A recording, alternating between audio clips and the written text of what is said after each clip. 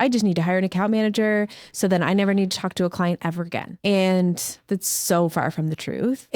As you know, if you don't hire an amazing account manager, you're going to be talking to them more, and it's just going to cost Or you have no clients. Yeah, yeah, exactly.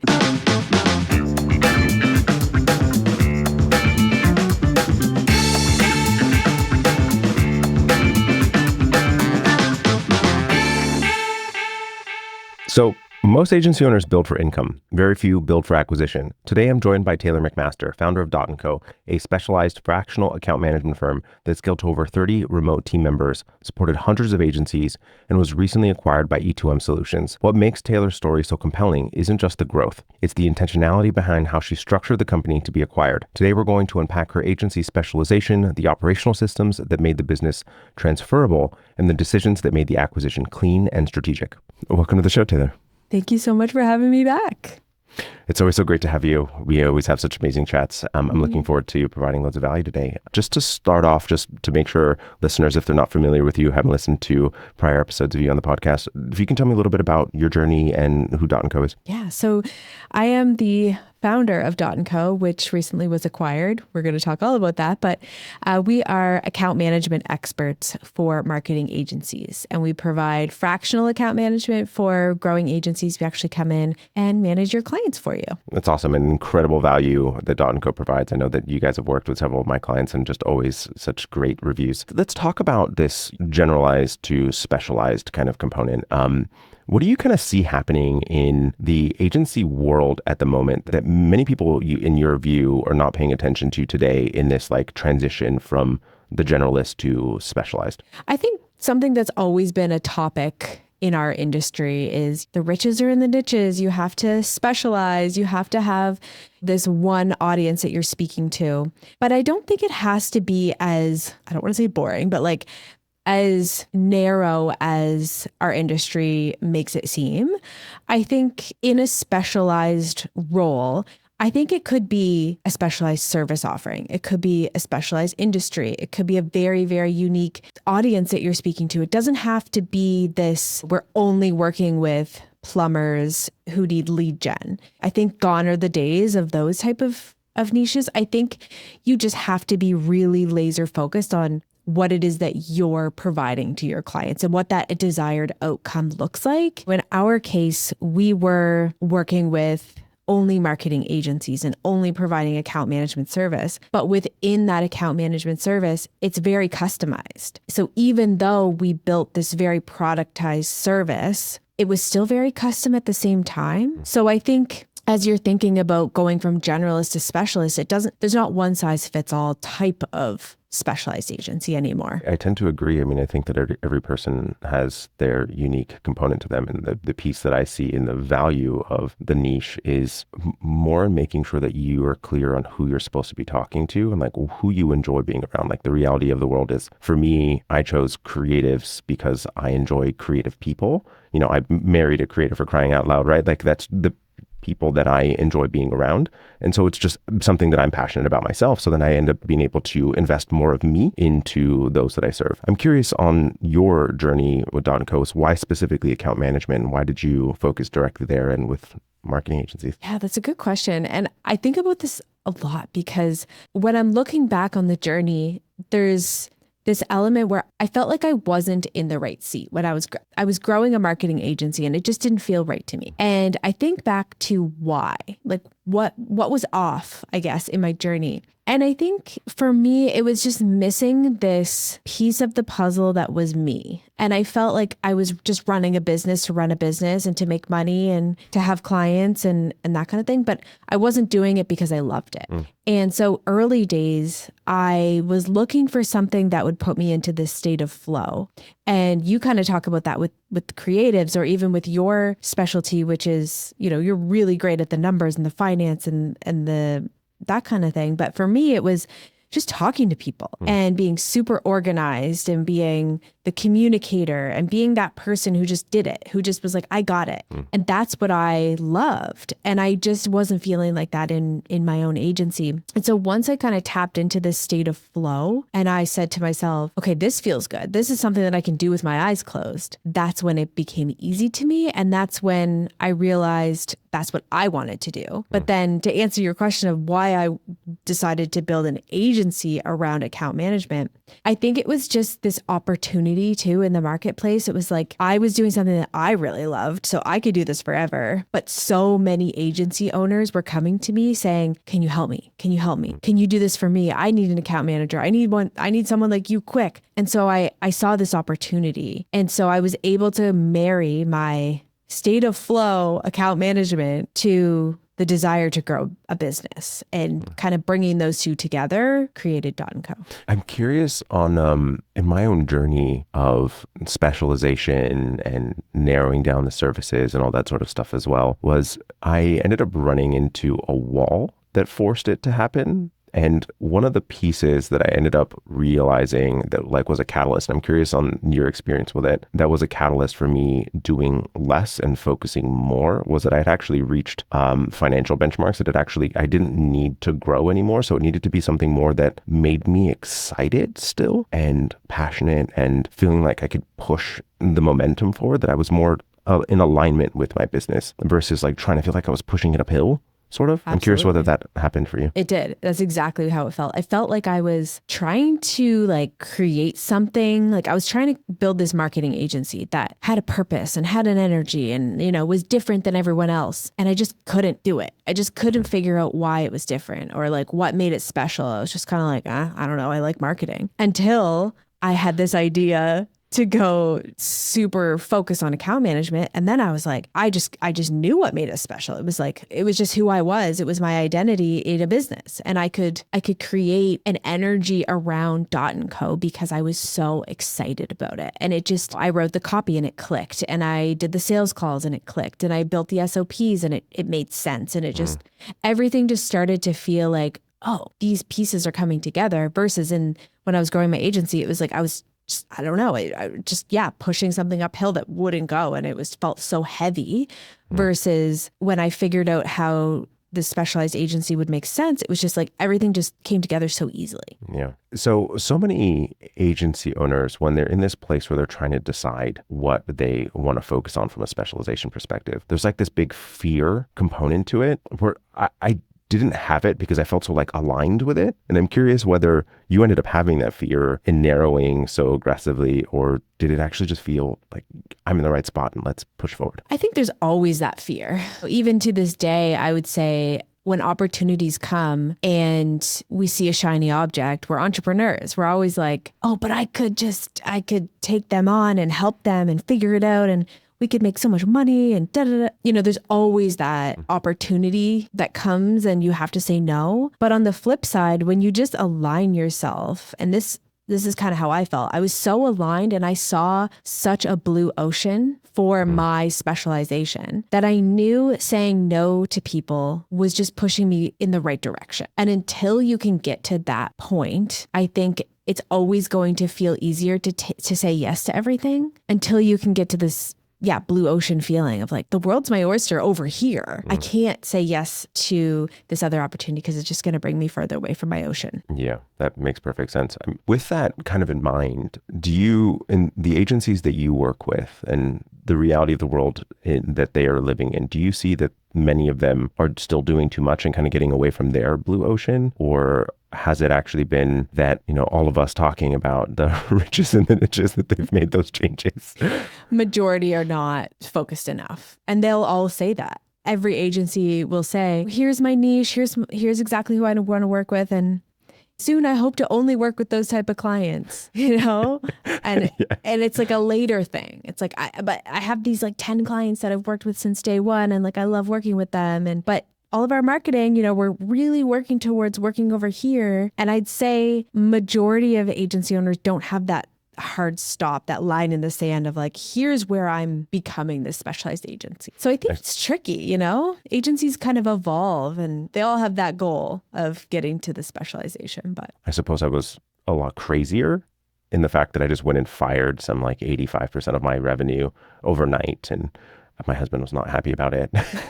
see, you're bold. You're a lot more bold than most agencies we work with. Yeah. Yeah, I'm a jump into the deep end head first kind of person in general. I'll do Works things in my out. house. Well, it could have not. So fortunately it did.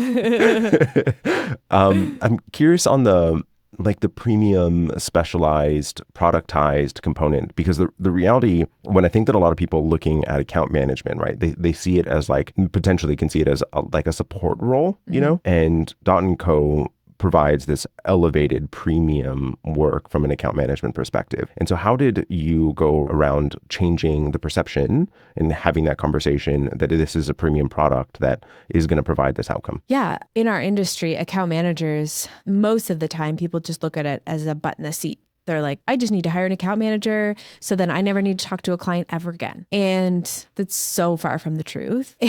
As you know, if you don't hire an amazing account manager, you're going to be talking to them more, and it's just going to cost you. Or you have no clients. Yeah. Yeah, exactly.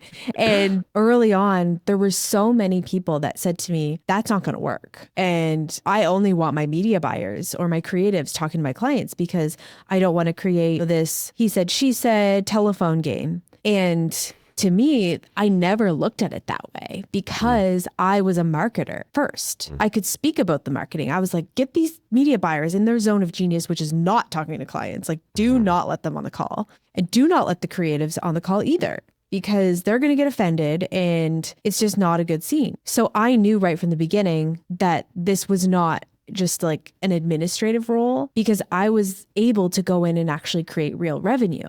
I was able to retain clients a lot longer. I was able to upsell clients a lot quicker. I was able to just create efficiencies that created more money for the agency. So I knew that if I could do it, it was doable. So when I went out to create this productized service, I knew I needed to find the best of the best people out there to be the account managers. They could not be junior people. They needed to be marketers. They had to be top-notch, excellent account managers, or else this would not work. And so early on, I knew that we were creating its own category versus just being an account manager. That's why we call ourselves client account managers, because it's a whole different category. It's not just an account manager. That could be anybody. We are client account managers. I mean, the account manager position, I'm honestly a little surprised that people think about account management as being something that is just a butt in a seat, because it is so core to the future success of the agency. And the account manager, in reality, is the one that holds the relationships with the clients, right? And if you don't have trust there, you don't have clients, you don't have new projects, you don't have growth within the accounts. Like, it's just so incredibly vital. With that in mind, you're describing a specific type of person. And your model, I know for you, you were able to get out of the day-to-day and eventually be able to sell Dot & Co., and which had to decouple the business from you in order to allow for that to happen, which requires a reasonable amount of scale. The thing I'm curious about is that hiring versus that personality component of it. So like, how did that like melting pot of these considerations end up kind of coming together to create this system that was able to grow? It's harder than I thought it would be, to be honest. I always knew I wanted to sell the business. Right from the beginning, I knew at some point in my career, I wanted that on my, I don't want to say resume, but the things that you accomplished. Yeah, my accomplishments list, that I wanted to sell my business. I wanted to create something that was worth something that somebody wanted to buy. And right from the beginning, as I learned about how to build a sellable business, the biggest thing everyone says is make sure you are removed from the day-to-day seat, so that when someone comes in to buy it, you're not a key man risk. And so I knew that to be true for my business. And so I knew I needed to create systems and processes that were scalable without me. And when you're trying to replicate yourself, I know that sounds kind of selfish, but like, I wanted what I was able to do for agencies, I wanted to basically duplicate what I was doing. So I knew I needed to build a team who was very similar to me. And in a lot of businesses, a successful business, people are not the same as you. They're very, very different. But in my model, everyone had to be very similar. So that was kind of tricky as we were growing a business that was sellable, like Dot & Co to be sellable, but also how do we grow a team of people who are very similar? So we kind of broke it out. There was the account manager that we were hiring for, but then the operations team was very unique, but I wanted to promote from within. So it was this juggling act of hiring these different roles and growing and scaling and figuring it out as we went. What ended up working really well for us was the account manager model of hiring was very productized. So we were looking for a very specific type of person, personality, experience, location, time zones, the whole package had to be very cutthroat. And then when it came to promoting people into operations roles, that was looking for very specific skill sets as well. So within the pot of account managers, we needed leaders who could then lead the account managers. So I'm looking for very different skill sets and experience and putting people into positions that made sense. My sales leader is very different than my director of operations and my, managers or the admin team. So yeah, it was very tricky to figure out who was the right person for each seat as we were growing. I think that's really interesting because effectively what you were trying to do in one specific component, which I imagine is a lot of your team or the account manager function, the ones that are doing the actual work, and then you have the edge cases of different roles from an operations perspective, but that you were looking to a specific persona and then kind of clone them over and over again, really, which is very interesting. And I think quite an astute observation of what it is that you did, but also doing one and hiring for someone that kind of mimic or mirrored you as an individual of like what your experience was because it worked, and why not just take what's already working and replicate it. I'm curious how that translated into the process component of like how you went through documentation in the business, and kind of a two-pronged question of how did you go about the assimilation of, so you've got the personality type, they have the experience, but everyone comes with like different pieces of how they went about the systems by which they operated and the things that they ultimately ended up doing, so that it was systematic of the experience across every single client, your client's clients. And how quickly did you document? And then in context of listeners, do people often wait too long to do it? And how did that kind of play out in your timeline? Yeah, that was a big thing for us early days because we were fully remote from day one. So I knew in order to hire people and train them, I could not be sitting next to them every day. So I had to build the training online as quick as possible. So pretty much from probably my third hire, we started to build out our what we call CAM school, Client Account Manager School. For that reason, it was really just to train our own team. I wanted to take what's working, what's making us unique and special, and build that into a essentially onboarding for our team members. And that's of course evolved over the years, but that's kind of where it started, was really, really early days. And I think if you're an agency owner listening, I think you should start this sooner than you think, because you need to basically know that whoever you hire today is going to leave at some point. Have that mindset, it's like, how can I document how I train this person so that when they leave, I can get someone else trained up as quickly as possible. So for us, that was kind of right from the get-go, built our school so that we could hire really quickly. We identified that the bottleneck we're going to have is hiring. We didn't have a problem with getting leads or clients or a wait list. We had to hire amazing people quickly. So I spent the majority of my time focused on hiring the right people, and then they had the training ready to go. So I didn't have to spend time training them. Frankly, it sounds like you went about the system to do so very deliberately. So I have another two-pronged question. You mentioned that from very early on in the creation of Dot & Co, you had the objective to sell. So the two-pronged question is, at what point did you actually start to enact that like pathway to an exit? And then two, at least in my own experience, the things that we choose to do are almost as important, or maybe even in some instances more important, than the things that we choose to deliberately not do. And so what throughout that pathway to the eventual exit what were like the key moments you're like, and you saw this like pathway, like I could go this direction, I could go this direction. Did you specifically chose not to? And how did you make those choices? Like what was the if then kind of question that you asked? And at what point did you start down that actual path? I think looking back, it was really early. And I think exit to me at the beginning didn't necessarily mean a sale, like a full exit. It meant exiting the day-to-day, because I knew I'm an entrepreneur. I get bored really quickly. And I knew there'd be a point where I wanted to do something else. So I was kind of building this. Actually, you know what? Thinking back, I read the book 4 Hour Work Week, which I don't know if that's a good idea or not. But what he talks a lot about is building a business that you can take months off from, like close the door and leave, and it still works without you. That was kind of the goal for me. And so right from the beginning, I looked at the business and said, okay, I can do this myself. I can have 2 to 3 clients. I can work remote. I can live my best life and make decent money. And this could be it. Or I can build it into a team, a sellable asset and a productized service that runs without me. And so right from inception, I'd say I was building it to exit, whether that meant a full exit or just day to day. And some of the things that I looked at was, yes, I read things like the 4-Hour Work Week, or I listened to tons of podcasts on how to sell your business. And the biggest nuggets that they all said were, this business needs to run without you, and you're going to be the biggest bottleneck. So right from the beginning, I was kind of building this with that in mind. One of my first hires was someone to manage the team. Really early on, I was thinking about removing myself from the actual fulfillment. I was thinking about, how do I remove myself from marketing? The business is not the Taylor show. It's Dot & Co. It's not my face, my name. I was thinking about, how do I hire different roles and put a leadership team in place so that I'm not needed. Really, my early days goal was, I don't want to work all the time. I don't want to be a 9-to-5 girl. I knew I wanted to have kids in the near future. I didn't want to be tied to my desk. And so I was willing to put in the work to get to that point. So yeah, I would say early on, I was really looking at this as a system versus the Taylor show. A follow-up question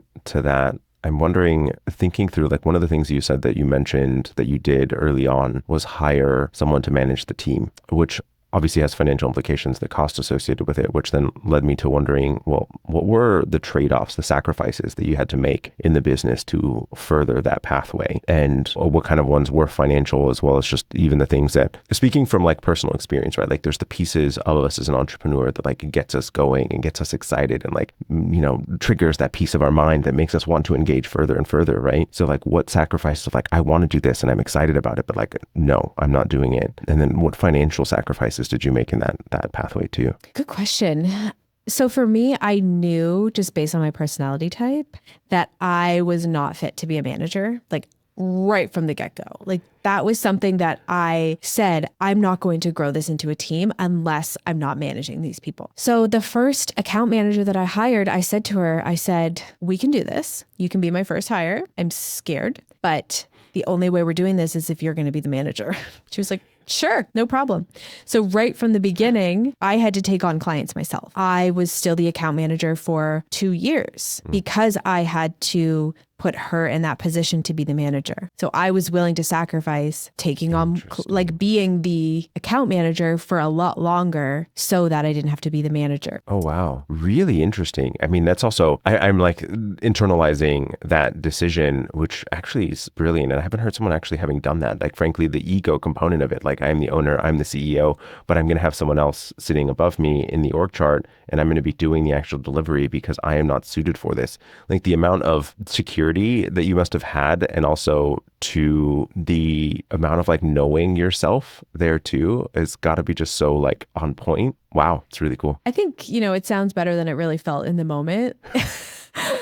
I was just scared, I think. I think it was just coming out of fear. Like, I was young starting the business, and I felt like I had no business being a manager. And so I was looking at this person who was older than me, had more experience. I said, well, you seem like you could do this better than me. So why don't you manage the people, and I'll just do what I'm good at. And then kind of what you said earlier was like what was lighting me up as an entrepreneur. I loved the systems and the process and the marketing. So I knew that I could take that on. I could take the growth. I could take the marketing, the lead gen, the sales, the process development, the training, all of that, while she dealt with the people problems, because I felt like I just couldn't do it. So I think in hindsight, it worked out really well.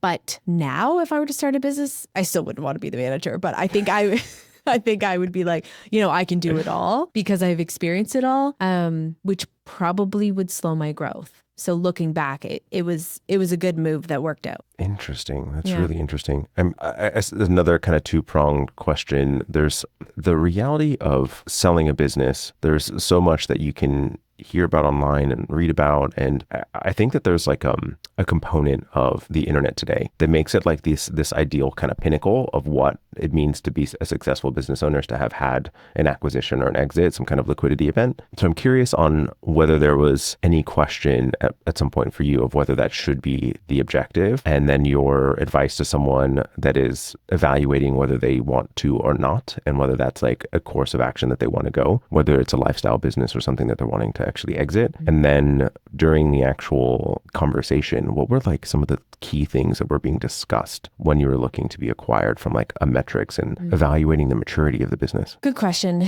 So my husband came on as my business partner like halfway through growing the business.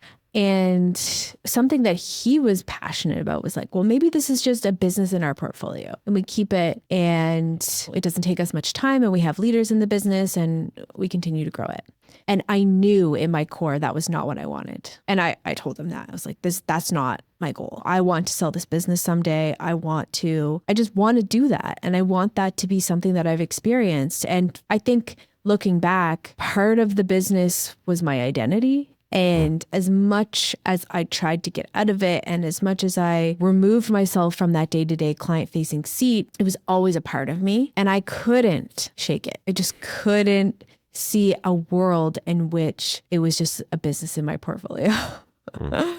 And so it was just always my goal to sell. And anytime I thought about selling the business, I got pumped. I was like, that would be so fun. Like that was just the vision since day one. So I knew I just had to follow through on that, and he respected that. So fast forward to having these conversations about the acquisition. I had a lot of conversations over the years with private equity, with strategic partners, with brokers, with everyone under the sun who wanted to talk about it. I was like, sure, let's talk about selling the business.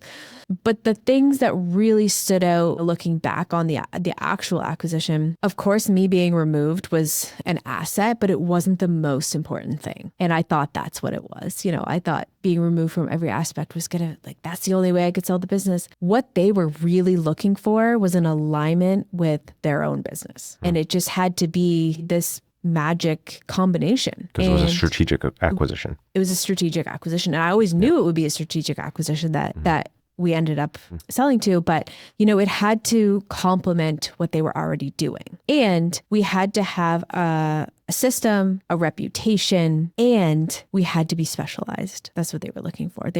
I wish I could look at it and say they looked at, we had X amount of contracts for this long and this was our retention and all those things. Sure, it mattered, but it wasn't the selling feature. The selling feature was we did something very unique that their business needed. Interesting. How unique do you think your situation is versus others? Because that feels, in my experience, feels different than what I have seen from an acquisition perspective in agencies. I'm curious whether you think yours was very specific, or is that a change in the environment at the moment? I think it could have been other businesses that bought our business, to be honest. Like it feels like the perfect, they say soulmate in relationships. It feels like that, but I think we could have found another business that could have bought us and it would have been great as well. So I don't think it's like you have to be out there looking for your magic soulmate of a business to buy you. I think we could have sold to private equity. It would have been great. Could have sold to another strategic buyer. I think where this acquisition just made sense was the timeline. It was the right need. Their clients needed great account management. Our clients needed great fulfillment and AI services. It was just kind of the timing and the relationships. But yeah. What I was more meaning was, if it were to have been a private equity firm that was acquiring, do you think that some of the metrics or considerations would have been different than it having been a strategic? Yeah. Yeah, okay. Definitely. Yeah, I think they would have been looking more deeply at the numbers than they were the value of what we bring. I'm also curious on how much the acquisition has been colored, in my experience, vis-a-vis just how I look at the world around numbers as well, is one of the things that was like going on in my head. I was like, every acquisition that I've been involved with, how number heavy they were, but it was also who was acquiring it, when it was happening, and also me. I'm sure too. Yeah. I think, for our acquisition, obviously the numbers were like burst. We had to give numbers first. So Yeah, yes. for due diligence. Yeah, due diligence, like that matters. Absolutely matters. But the biggest emphasis we put on, and the E2M who acquired us, was how is this going to happen long term? Where is this going together? How is this 1 + 1 = 3? It's really cool. The fact that one, you found that soulmate kind of transition for Dot & Co, and how important and like how much you see yourself in the company and how it was built, I mean, it was, as you shared, and a mirror image of you and the way that it engaged every single day with clients, which I think is really neat. Any advice to a listener right now that is, starting on that path or considering that acquisition? Like, what would be the thing that they should be having as like their true kind of North Star?